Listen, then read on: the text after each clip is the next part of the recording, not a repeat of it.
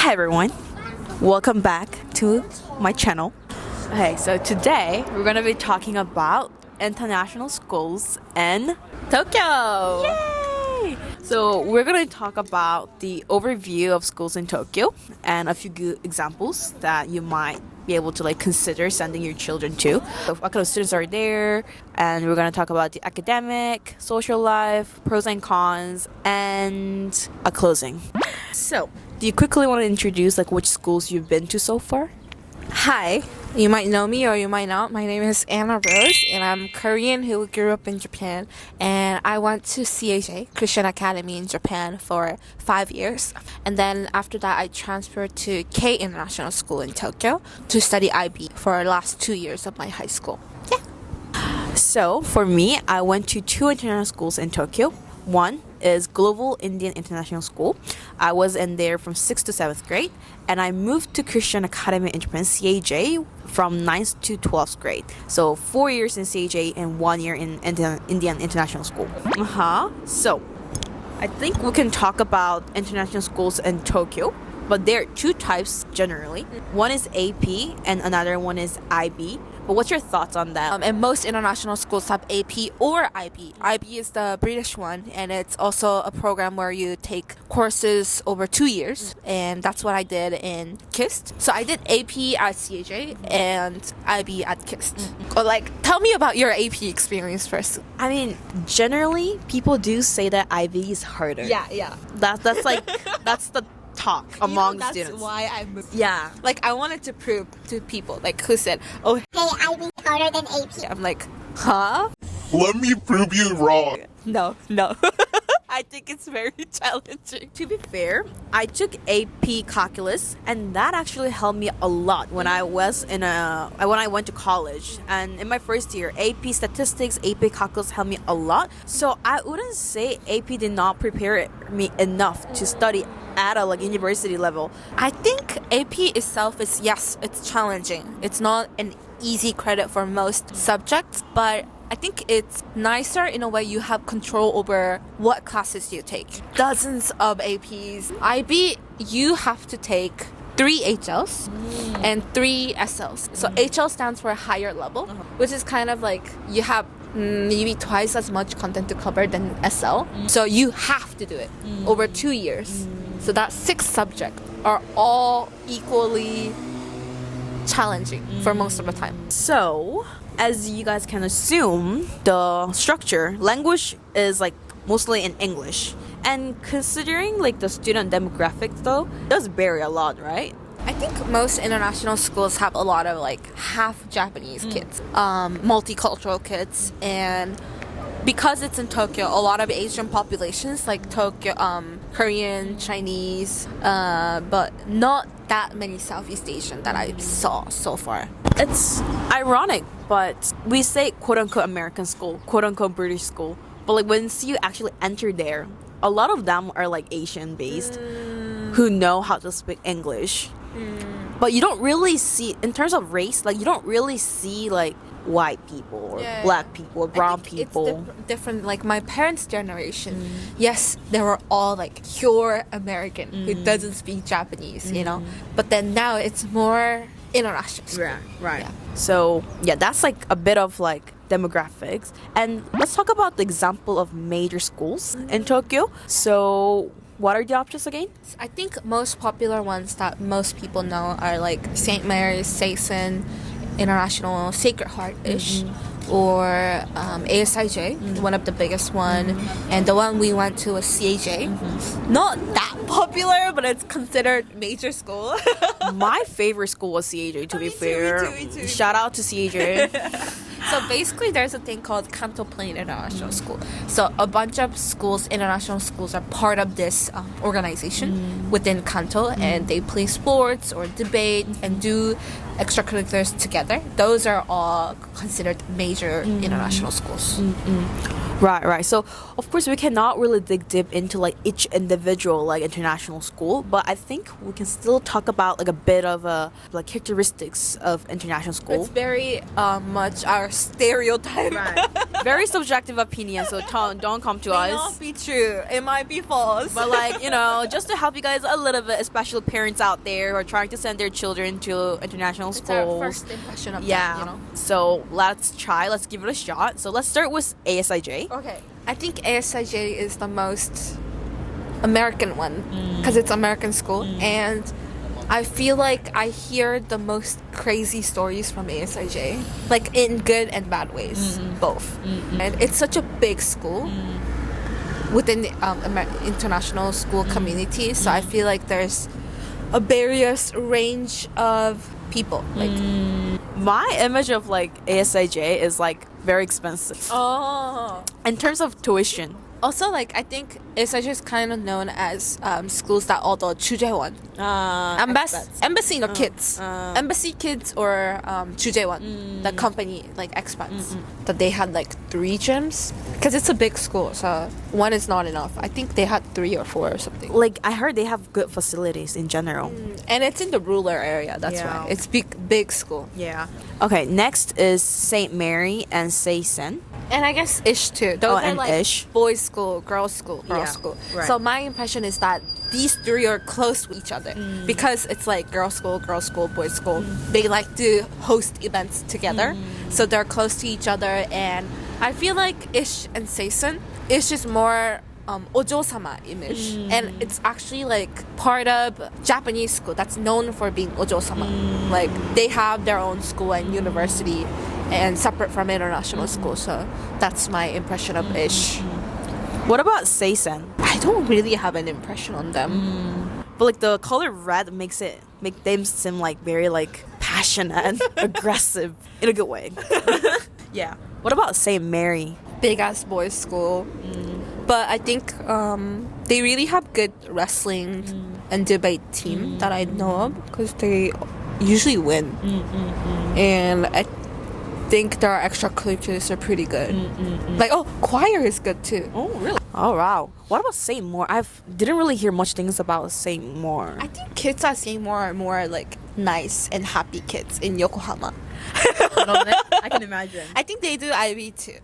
All right. What else? We covered most. Those are the big schools, right? Yeah. And there's Rising. I think KIST is part of the Rising school. It's becoming more and more popular these days. So those were some big major schools. And next, so who usually attend international schools? I feel like there's 3-ish types, like one being the expat families. The company sends the parents here, so the kids had to come with them. And a lot of those times, kids go to international school.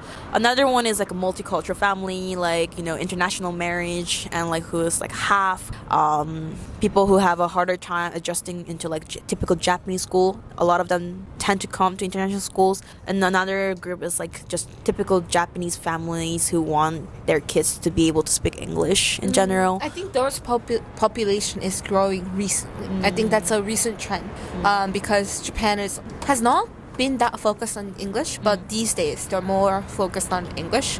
So there's more parents trying to send them to international school, but it's kind of hard because most schools like that we mentioned require one of the parents to be fluent in English. But I think smaller schools are okay with Japanese parents. Okay. Academic environment. I think we can talk about like class size, like the types of learning that each school like kind of, you know, supports, what kind of skills they hope to like see in us. I think one of the biggest characteristic is more discussion based, interactive classes compared to other traditional Asian curriculum. That's more like trips, input, you know, lecture type. I think that's one of the common characteristics you see across all international schools, except few. That's the common characteristics at international school. So teachers want to hear our opinion. Like, what do you think? What's your opinion? So it's good to have different opinion. Right. So you really get to have a chance to develop a skill to speak up, have your own opinion, and a lot of public speaking session because there's a lot of presentations. Yeah. Yeah, I feel like a lot of international schools that we just mentioned, those schools really do have like smaller class size compared to the typical like Japanese Korean schools. How many people were in your grade? 50 people.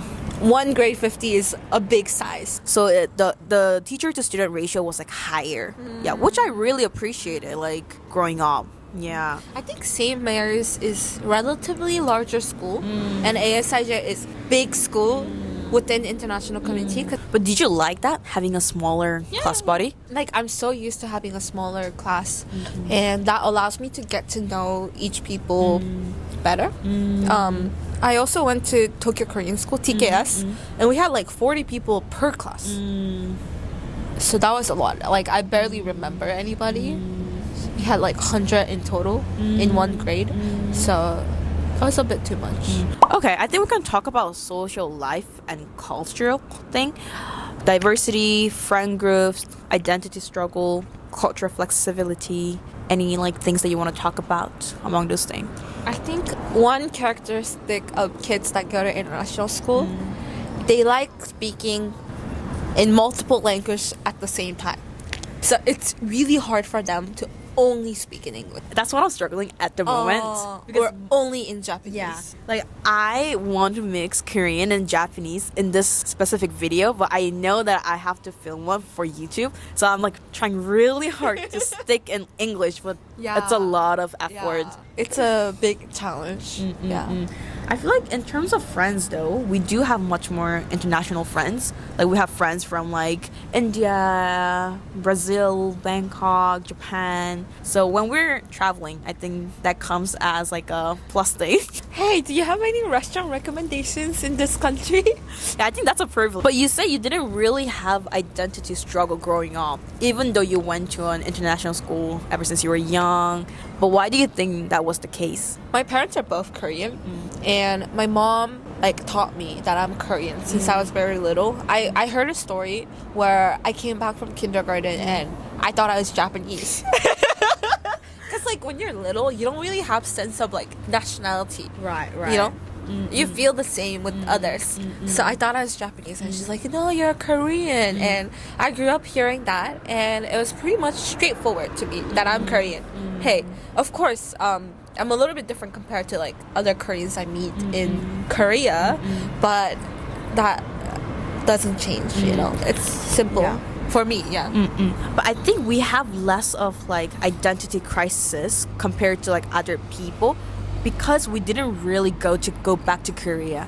If we grew up here like this, and if we went back to Korea, and if we faced the like quote unquote real Koreans who were born and raised, then I think I would have had the experience of like identity crisis. But because I've never really went back and I surrounded myself with people who are like me, I rarely had those kind of like struggles. We're all same.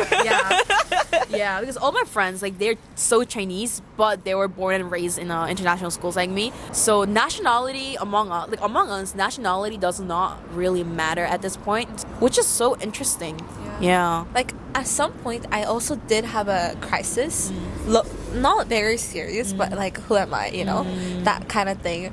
But I was talking to my friend, and I told her that I felt like I didn't belong anywhere. Like I didn't belong in Japan, I didn't belong in Korea. Like of course I feel comfortable in Japan, but when I meet Japanese people, they don't treat me the same. I'm like the alien. So I felt like they didn't accept me. And back in Korea, obviously they're all calling me Japanese and all that. So I was like, oh my god, I'm Korean, but why are they not treating me the same?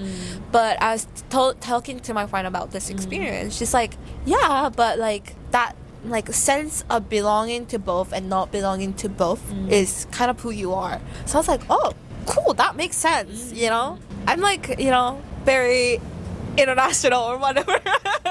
So I became cool about that. I accept it. I think it's all about how much you're willing to accept that fact and how much you are okay with it rather than like, you know, be forced to be okay with it. Yeah. I think it gets easier as time goes, and it gets easier as you talk to the right group of people. So, yeah, I think it's a journey. Okay. We can talk about pros and cons of international schools. Pros, you can learn to speak English. Woohoo! because I didn't know how to speak English, but I went to international school from 5th grade. Look at me. I went to an international school when I was in 7th grade. But when do you think is the perfect time for your children or like for students to move to an international school? I think I went at the perfect timing, like 5th, like upper elementary school. I feel like when you go in middle school, you don't feel that comfortable with English. Even though you're fluent, you don't feel comfortable. I think that's the characteristic I saw within my friends and people around me.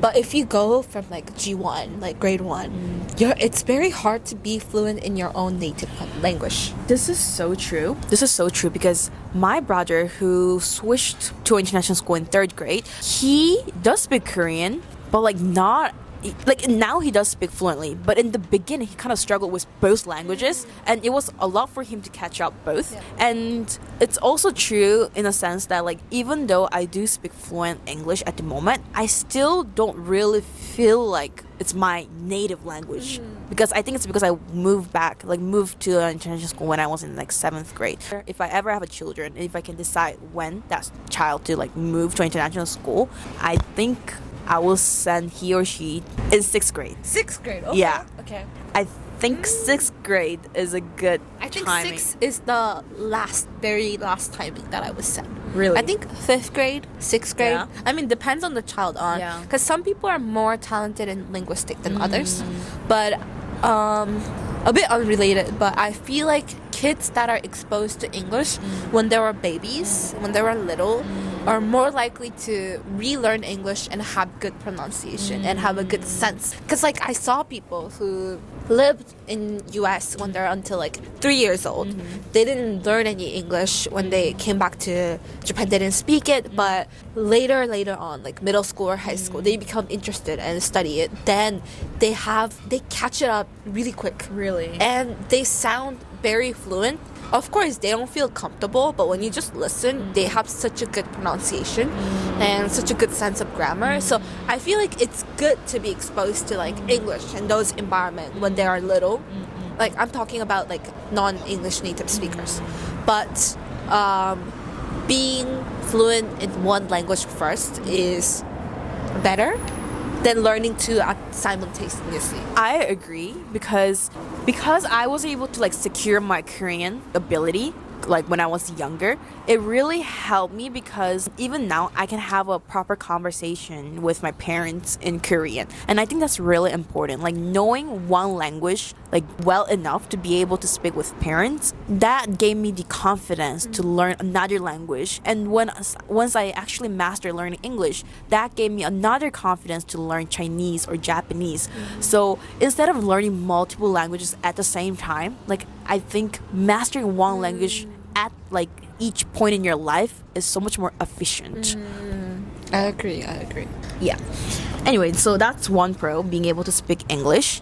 Another one is having a good network, having good friend groups. When I'm talking about friend group, I think it's more about, for me, I'm inspired by others and I'm motivated by like positive influence around me. So I feel like all of my friends that I met had positive influence on me. Yeah. In that sense, it's a good community. I feel like high school students are like a bit too young to say, oh, I had a good networks. I think that's a bit like too much. But because I had international friends, I think I was able to get a much more open mindset. Like I can accept more. But then like when I was little, I never thought they're a good network. But when I check out their LinkedIn sometimes, I was, oh my God, they're doing such a cool stuff, you know? They're doing amazing jobs. So now it can be a good network, but yeah, bigger community for sure. Like your influence does get bigger because the thing about international kids is that you don't usually stay in one place. They usually move to like different places, different countries. So I think that is the reason why your network expands. Yeah, and it is the characteristic of international, which I like. Yay! What about the cons? technically you don't have a degree when you graduate from international school. Did you know? It's not like I forgot the exact name of the category, but it's somewhat accepted but you technically didn't graduate from elementary school, nor middle school, nor high school, even if you go to international school. So if you want to transfer from international school to Japanese high school, you have to take like a 검정고시. You have to take an exam separately to say, okay, I have a degree in elementary school, I have a degree in middle school or something. I think that's a really good point because transferring from international school to an international school is a pretty easy thing. But transferring from international school to a public Korean school, for example, or public Japanese school, that kind of messes up. Like the process is a bit more challenging, I heard. So some of my friends had to repeat another year so that she or he could go to like Korean school again. So I think that is something that you might want to like consider or But think. there are cases who does that, so Yeah. it's not impossible. Yeah, but it's good to think before sending your children or before going to like international schools. Yeah. Another con is Japanese because even though I did live in Japan for like 10 something years, because I was always surrounded by like international kids and international families, I never really had the chance to pick up Japanese properly. So whenever I say that like, oh, I lived in Japan for 10 years, but whenever I talk to them in Japanese, I feel very like self-conscious because I don't speak like someone who lived here for like 10 years. So Japanese fluency can be something that you might have to work on by yourself while going to an international school. So that's one thing to consider. I agree about Japanese skill because I saw so many kids who's like full Japanese and who's not fluent in Japanese. They barely read kanjis from like elementary school level, so it's definitely something you have to work on independently. Because my high school level Japanese class, I would say it's equivalent to middle school max middle school level of Japanese, or even like lower elementary school 6th grade or so. Definitely kanji writing and reading, you have to work on it. Definitely. Especially if you're planning to like work here in Japan. But like when you're in high school, you don't really know. Like you don't even know if you want to stay in Japan or not. It's always good to have basic linguistic ability to study kanji. It does make life easier for sure. There's no doubt in that. And also another con can be like the feeling of like alienation a bit, not in a bad way, but like some of my friends had a harder time adjusting to a Japanese society or Japanese like group of people just because they never were exposed to those kind of things. They were always with international kids, they were always with those like English speaking communities. So I think So in a way, they're living in a bubble. Yeah. It's a bubble, so it could be a challenge. yeah. But it also depends on the people because I never really felt that way. I always thought my experience was such a like cool experience to have, and I'm happy that I was able to have this experience. So it really depends on how you see it and the mentality you have on it. Yeah, I agree. So that was a little bit about international schools in Tokyo. I'm sure we couldn't cover everything, but I hope today's video was somewhat helpful to the parents who are considering sending their children to international schools, or some of high school students or middle school students who are considering moving to schools in Tokyo. I want to talk about like IB versus AP next time, So- so we can have a debate about which one is harder. I don't know if I want to have a debate on it, but if this video goes well, we can talk about it. Yeah. Anyways, thank you so much for watching, and we'll see you guys in the next video. Bye.